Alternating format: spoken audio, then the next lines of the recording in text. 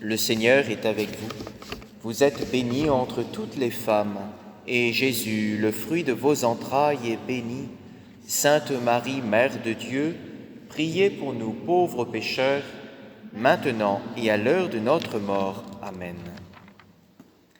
Cette génération est une génération mauvaise. Elle cherche un signe, mais en fait de signe, il ne lui sera donné que le signe de Jonas. Ils se sont convertis en réponse à la proclamation faite par Jonas. Et il y a ici bien plus que Jonas. Le Seigneur Jésus nous invite à prendre au sérieux les signes qu'il donne. Et quand il envoie un prophète, lui qui est Dieu, quand il envoie Jonas ou d'autres prophètes, et qu'eux-mêmes proclament la parole de Dieu, il est bon comme à Ninive de l'accueillir dans la foi et de se convertir. L'enjeu est le salut. L'Écriture nous dit que Dieu ne veut pas la mort du pécheur, mais qu'il se convertisse. Or, il est possible que nous n'entendions plus la parole, que la parole ne s'imprime plus dans notre cœur puisque nous sommes sourds, que les signes de Dieu ne soient plus visibles pour nous parce qu'on peut être aveugle. Finalement, il n'y a rien qui s'imprime en nous. Soit nous sommes saturés, soit alors c'est toujours le vide, mais rien ne s'imprime.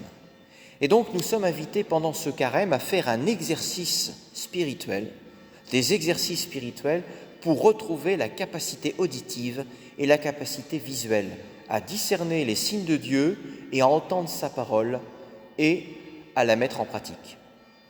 Et je vous rappelle qu'en ce moment à Rome, les cardinaux font leur exercice spirituel, leur retraite, pendant le carême pour se convertir. Un prédicateur vient à la maison pontificale et tous les jours il va prêcher devant les cardinaux et on l'espère aussi devant le Saint-Père.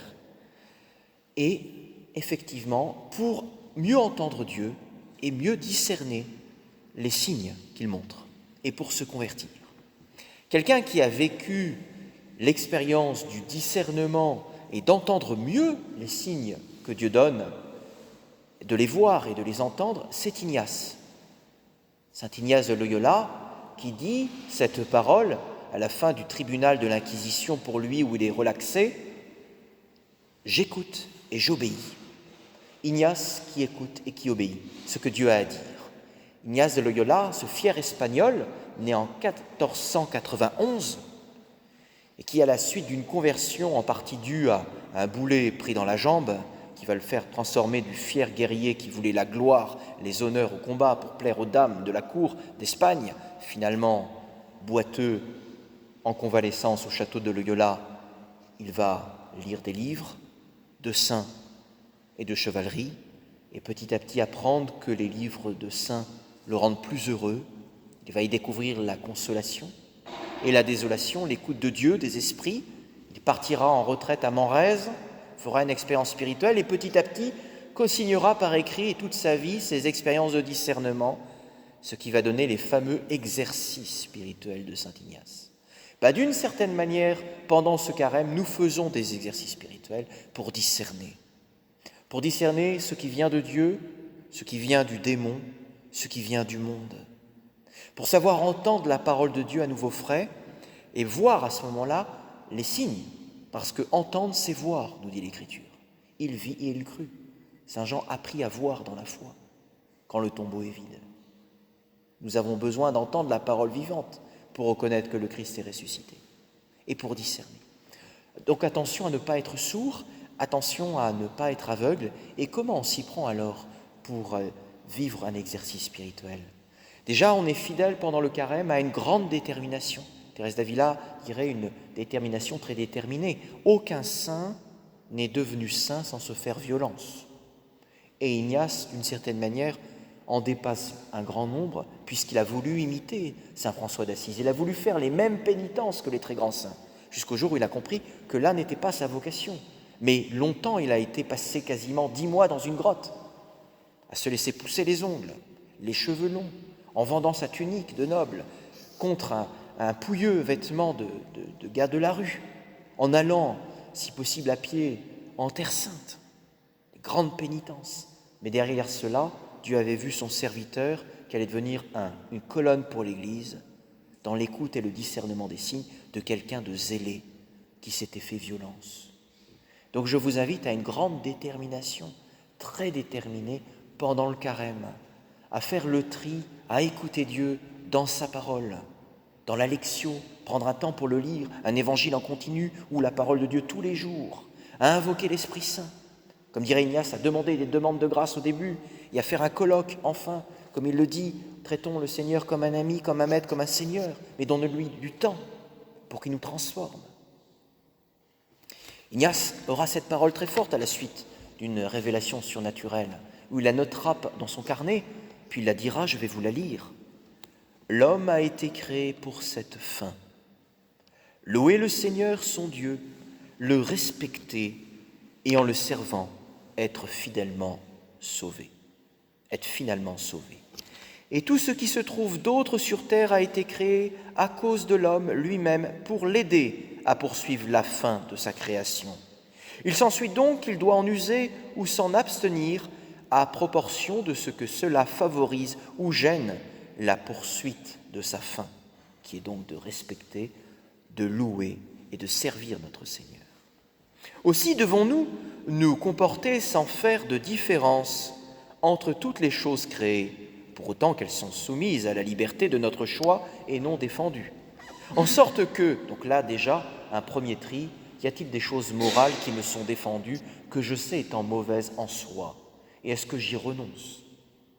Si tu ne renonces pas à ta vie de pécheur et les lieux où tu pêches, comment tu peux entendre Dieu, puisque tu as l'oreille et les yeux obscurcis?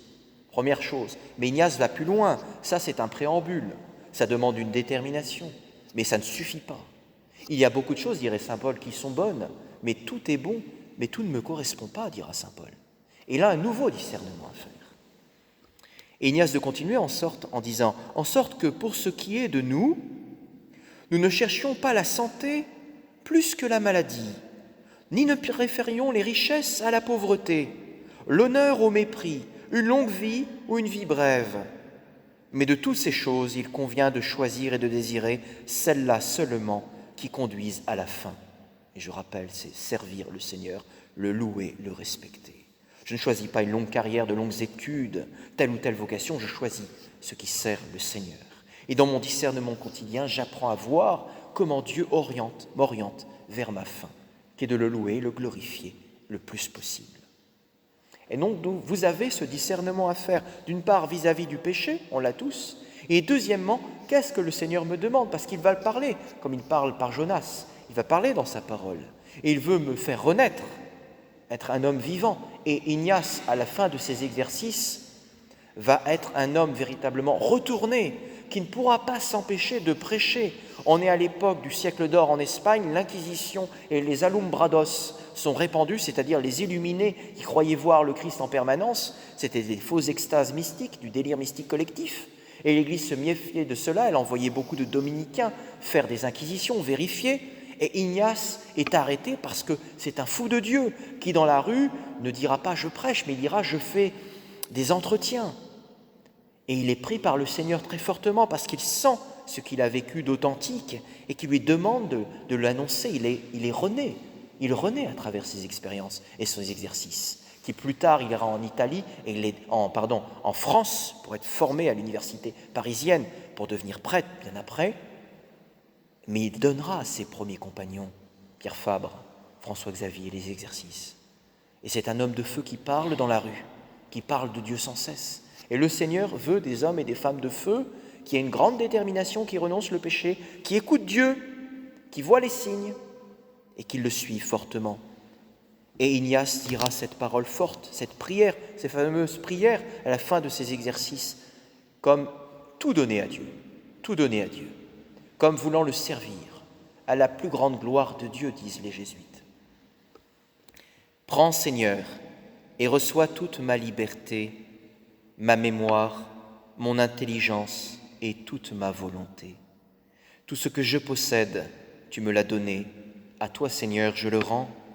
Tout est à toi, disposant selon ton entière volonté. Donne-moi ton amour et ta grâce. C'est assez pour moi. Saint Ignace de Loyola, priez pour nous. Gloire au Père, au Fils et au Saint-Esprit, pour les siècles des siècles. Amen.